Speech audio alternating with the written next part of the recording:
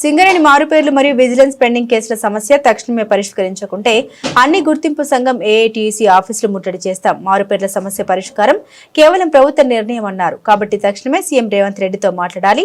కాలయాపనేక బంద్ పెట్టండి. గోదావరిగడి press club లో సింగరేణి కార్మికుల పిల్లలు మాట్లాడారు. జరిగినటువంటి సమావేశంలో సింగరేణిలో గుర్తింపు సంఘమైన ఏఐటీయూసీ కార్యాలయానికి మారుపేర్ల పరిష్కారంపై అడగడానికి, ప్రశ్నించడానికి, మా బాధలు మొరపెట్టుకుని వేడుకొని విజ్ఞప్తి చేయడానికి వెళ్లాం. మాకు సరైన సమాధానం చెప్పకుండా సింగరేణి ఎన్నికల్లో ఇచ్చిన వాగ్దానం మారుపేర్ల విజిలెన్స్ మార్పు వెంటనే చేస్తాం. మమ్మల్ని నమ్మండి, మాకు ఓట్లు వేయండి, లేకపోతే రాజీనామా చేస్తాం. మరియు విజిలెన్స్ పెండింగ్ కేసుల సమస్యలతో అనేక సంవత్సరాల నుంచి మేము ఇబ్బంది పడుతున్న విషయం ఈ రోజు కార్మికులకు గాని, ప్రస్తుతం ప్రభుత్వంలో ఉన్న ప్రతి నాయకులకు గాని, ఈ రోజు ట్రేడ్ యూనియన్ల ప్రతి ఒక్కరికి కూడా ఈ యొక్క మా సమస్య ఇబ్బందులు వరకు తెలిసినదే.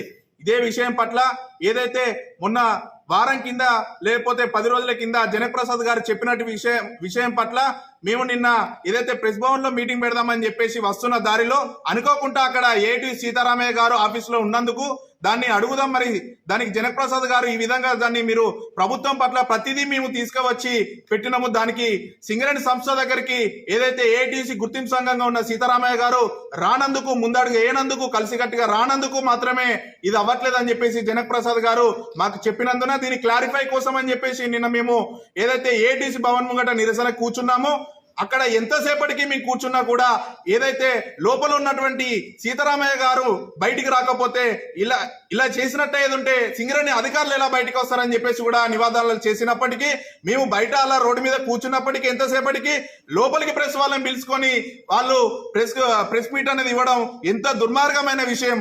ఇదే కాకుండా వాళ్ళు నిన్న జరిగిన విషయం పట్ల ఏదైతే అక్కడ జరిగిన సంఘటనలకు ఒకరికొకరి ఒక మాట వాళ్ళు ఏమన్నారనంటే, మేము ఏదో మాకు ఉద్యోగాల కోసం వాళ్ళ కాళ్ళ మీద ఒక తండ్రి అని చెప్పేసి మేము పడితే వాళ్ళు ఏమని అన్నారనంటే, కాళ్ళ మీద పడితే మీరు ఫోటోల కోసం మీరు కాళ్ళ మీద పడుతున్నారా అని అన్నది. ఆ విషయం పట్ల నిన్న వాళ్ళకు మాకు ఒక గొడవ అనేది అక్కడ జరిగింది. సరే, ఆ గొడవ ఈ రోజు సోషల్ మీడియాలో వేరే పద్ధతిలో వెళ్ళడం, వేరే ఎవరన్నా క్రియేట్ చేయడం వల్ల జరుగుతుంది కావచ్చు.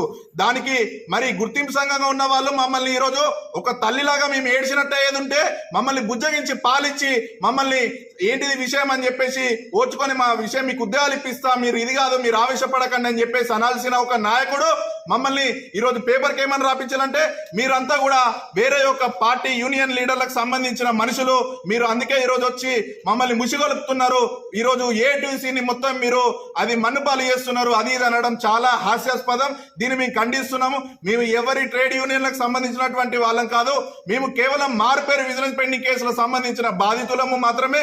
మేము మిమ్మల్ని ఇప్పటికైనా ఒకటే మిమ్మల్ని ఈ రోజు ఈ ప్రెస్ మీట్ ద్వారా అడిగేది ఏంటిదనంటే, నిన్న అంతగానో మేము చేసినా కూడా సార్ మరి నెక్స్ట్ ఏం చేస్తారు, దీన్ని గవర్నమెంట్ పద్ధతిలో పరిధిలో ఉన్నదనేసి అన్నారు. ఏ విధంగా దీన్ని ముందుకు తీసుకెళ్తారని అడిగితే, ఏ విషయమైనా మేము తర్వాత మాట్లాడుకొని కొన్ని రోజులకు సమాధానం ఇస్తామని అన్నారు. అంటే ఇలా సమయం ఇచ్చుకుంటూ పోతే ఆల్రెడీ మీది 1.5 సంవత్సరాల కాలం దగ్గరకు వస్తుంది, ఇంకా 6 నెలల సమయం అయిపోయేది ఉంటే మీరు ఇంకా మాకు ఎప్పుడు సమయము ఈ విషయం పట్ల మాట్లాడతారు? మీరు ప్రభుత్వం పద్ధతిలో వెళ్ళాలనంటే మీరు ఏ పద్ధతిలో వెళ్తారు? ఇప్పుడున్నటువంటి లోకల్ ఎమ్మెల్యేలను తీసుకొని వెళ్తారా, లేకపోతే మీ సాంబశివరావు సార్ తీసుకొని రేవంత్ రెడ్డి గారు అపాయింట్మెంట్ కోరుతారా? ఏదో ఒకటి ఈ యొక్క ప్రెస్ మీట్ ద్వారా మిమ్మల్ని మేము ఖచ్చితంగా అడుగుతున్నాము.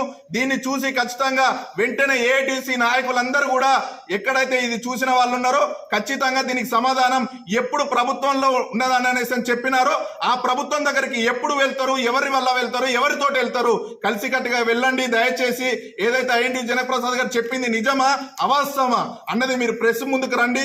మీరు ఏ విధంగా వెళ్తారు ఏంటిది అన్నది కార్మికుల సోదరులందరికి కానీ, ఈ రోజు రిటైర్డ్ అయిన కార్మికుల కొడుకులకు, మాకు కానీ అందరికి కూడా మీరు సమాధానం ఇవ్వాల్సిందే ఖచ్చితంగా. మీరు ఇంకొక పద్ధతిలో పోతున్నారు. ఏంటిదనంటే సిఎన్ఎండి బలరాం సార్ గారిని అడుగుతున్నారట కదా, ఏదైతే మేము స్ట్రక్చర్ మీటింగ్ లో పెట్టినామో ఈ స్ట్రక్చర్ మీటింగ్ లో డిమాండ్ మాది, ఇది మీ ద్వారా మాత్రమే మాకు క్లియర్ కావాలని అంటే సిఎన్ఎండి బలరాం సార్ గారు ఏమని చెప్తున్నారు, ఇది మా పరిధిలో లేదు, ప్రభుత్వం పట్ల ఉన్నది, ఇది ఒక పాలసీ మ్యాటర్ అనేది ఆయన స్వచ్ఛంగా చెప్తుంటే కూడా పదే ఆయనను ఇబ్బంది పెట్టుకుంటూ అక్కడ ఆయనను అడుగుతే ఆయన దగ్గర పిండితే రాని పాలను ఆయనను పిండుతుంటే ఎక్కడికి వెళ్ళి ఈ సమాధానం, ఈ మార్పేరు విజిలెన్స్ పెండింగ్ కేసుల సమస్యకు పరిష్కారం వస్తుంది?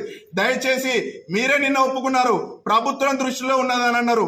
సో సిఎన్ఎండి తోటి ఇక పని లేదు, ప్రభుత్వం దగ్గరికి వెళ్ళండి, మీకు సంబంధించిన ఏదైతే సాంబశివరావు ఎమ్మెల్యే గారితో వెళ్తారా, లేకపోతే మీరు బయటికి రండి, పోరాడదామంటే మీరు ముందుండండి, మేము వెనకాల ఉంటాం. చలో ఇదే గోదావరి చౌరస్తాలో కూర్చోండి, మీ వెనకాల మేము కూర్చుంటాం. ప్రభుత్వం పట్ల వాళ్ళు మీకు అపాయింట్మెంట్ ఇస్తలేరు అని అంటే ప్రభుత్వానికి వ్యతిరేకంగా దమ్ముంటే వెళ్ళండి అనేసి అన్నారు కదా, అప్పుడు మేము వెళ్ళైనా చూపిస్తాం. కానీ మీరు ముందడుగు వేసి దానికి సమాధానం అనేది మీ ద్వారా మాకు వస్తే మేము దేనికైనా చేయడానికి సిద్ధంగా ఉన్నాం. దయచేసి మీ దగ్గర తప్పుందా ఒప్పుందా అనేది మాకు త్వరగా చూపించండి. అది కూడా ఈ యొక్క ప్రెస్ మీట్ ద్వారా మేము గోదావరి ప్రెస్ మీట్ ద్వారా మేము తెలియజేసినందుకు చూసి వెంటనే మీరు కూడా ప్రెస్ మీట్ ద్వారా ఎప్పుడు ప్రభుత్వం దగ్గరికి వెళ్తారన్నదే ఒకటే ఫైనల్. దీంట్లో జనరల్ గా మన ఏదైతే ఉన్నటువంటి విజిలెన్స్ ఎంక్వైరీలో ఉన్నది అది దాని కొరివిలు చెప్పకండి. ఒకటే ఉన్నది, ప్రభుత్వం దృష్టిలో ఉంది, జీవోని జారీ చేయాలి, ఇదే ఫైనల్ సెటిల్మెంట్. దీని విషయం పట్లనే మీరు మాట్లాడండి. దయచేసి విజిలెన్స్ పెండింగ్ కేసుల సమస్యలను తక్షణమే అన్ని యూనియన్ల పట్ల మీరు ముందుకొచ్చి చేయాలని మిమ్మల్ని కోరుతున్నాం.